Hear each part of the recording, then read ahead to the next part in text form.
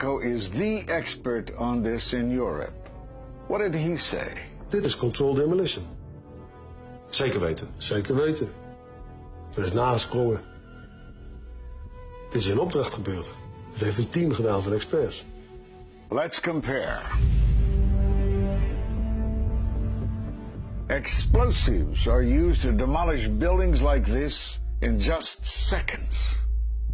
Okay, so it's a controlled demolition. What's the problem with that? Well, it happened on the afternoon of 9/11 at the World Trade Center. Let's just think about this. Controlled demolitions cannot be engineered and rigged in a day. It takes months. And therefore, this event must have been planned in advance. Keep your eye on that building. It'll be coming down. The building is about to blow up. Move it back. We are walking back. There's a building about to blow up. Did they actually use the word brought down, and who was it that was telling you this? The fire department, and they did use the word, we're going to have to bring it down. And these people heard explosions. We heard this sound that sounded like a clap of thunder. It looked like there was a shockwave ripping through the building, and the windows all busted out. About a second later, the bottom floor caves out. The building followed after that. He takes his hand off, and you hear 3, 2, 1, and it was boom, boom, boom, boom, boom. And these reporters recognized it as a controlled demolition. And I turned in time to see what looked like a skyscraper implosion. Looked like it had been done by a demolition crew. The whole thing just collapsing down on itself. For the third time today, it's reminiscent of those pictures we've all seen too much on television before, when a building was deliberately destroyed by well-placed dynamite to knock it down. It was almost as if it were a planned implosion. It just pancaked. So what's the problem if this was a planned demolition? Well, we are told by government agencies that this building came down as a result of normal office fires. The National Institute of Standards and Technology produced their final report in 2008. World Trade Center 7 collapsed because of fires fueled by office furnishings. It did not collapse from explosives or from fuel oil fires.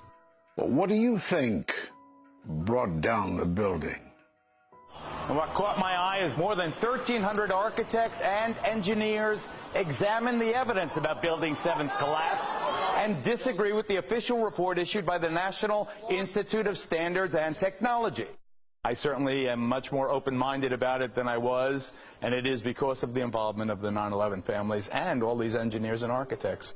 You are about to hear from architect of 23 years, Richard Gage, AIA, member of the American Institute of Architects and founder of Architects and Engineers for 9/11 Truth.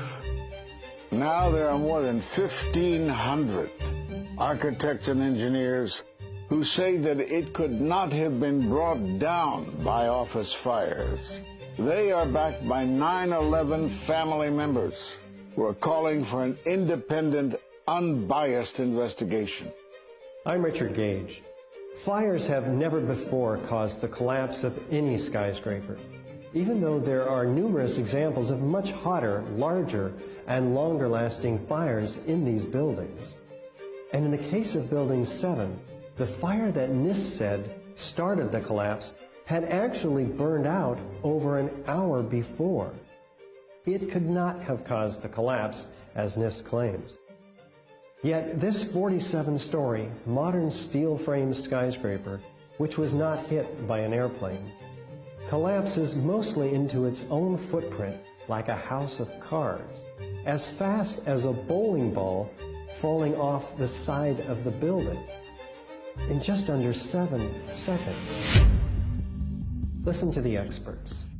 Building number 7 descended in free fall for the first 100 feet, which means that there was absolutely no resistance to the descent whatsoever. NIST has admitted it went into free fall for 8 stories, and going from motionless to free fall instantly, that's a bothersome part of the puzzle because NIST never explained it.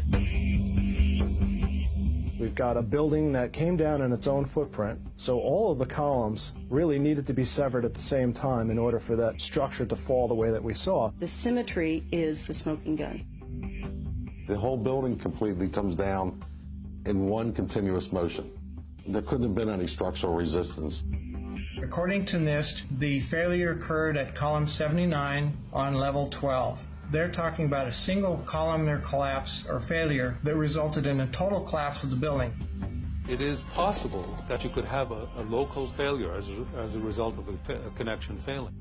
But the likelihood of that failure dragging the entire building in such a fashion that all the columns would fail at the same time is an impossibility. Impossibility? Yes. What I saw, it was a classic implosion. The center of the core, the penthouse area, starts to move first, and then the building follows along with it. I'd like to know why NIST excluded the document from FEMA in Appendix C that documented the evidence of melting steel. Why is this forensic evidence not being included in the report? In an office fire, you cannot generate enough heat to melt steel. And yet we have evidence of molten iron. R.J. Lee Company, USGS, and Dr. Stephen Jones's work, all three separately found these microspheres. In the dust, we found what we characterize as unreacted thermitic material in the shape of some very tiny red-gray chips, which have different properties, and in the reaction they produce molten iron, which is the prime indication of a thermitic reaction. And such a reaction can be used to destroy steel structures.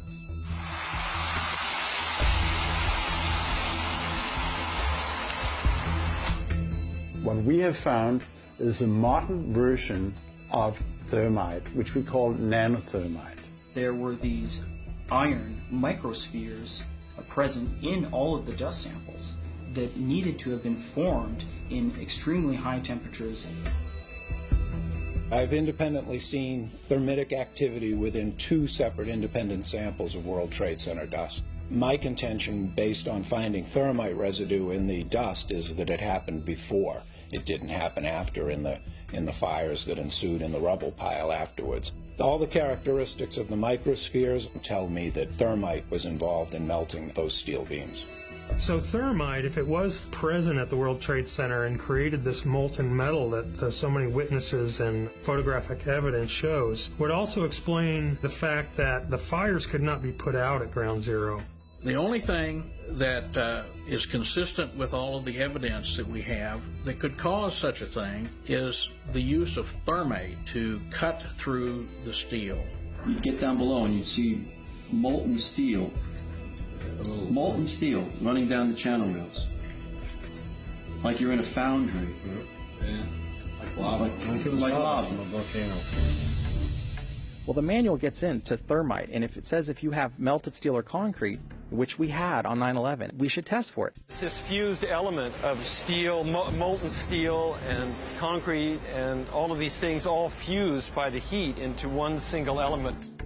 We're asking for an investigation that follows national standards. There's no excuse to not test for this. If terrorists use explosives in 93, why didn't we test for them? If all these witnesses heard explosions, why aren't we testing for them? NIST concedes that they found no evidence for explosives. So then we asked them, well, did you look? And they said, no, we did not look for explosives or residues of explosives. So the preconceived notion of NIST is that there's no evidence for explosives, and so there's no point in looking. That is the most unscientific thing that you can possibly think of, not to look because you don't expect to find evidence, and in fact the evidence is overwhelming.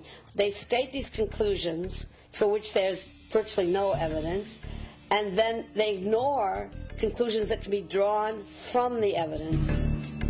The Freedom of Information Act request to NIST was denied But the claim that releasing this data might jeopardize public safety. How could it possibly jeopardize public safety?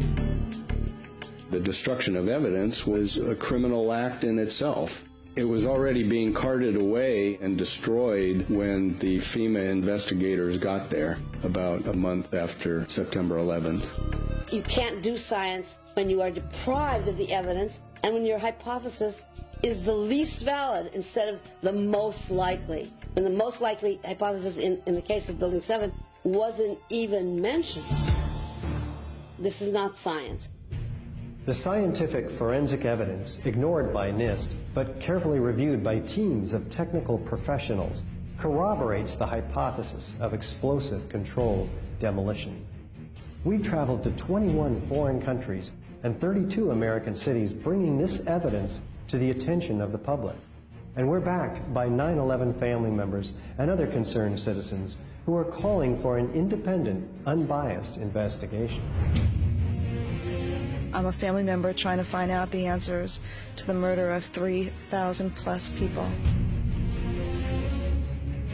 The bottom line is that it needs to be investigated properly. Please look at architects and engineers. People all around the world, scientists all around the world are questioning this. And there's some deep, deep explaining to do.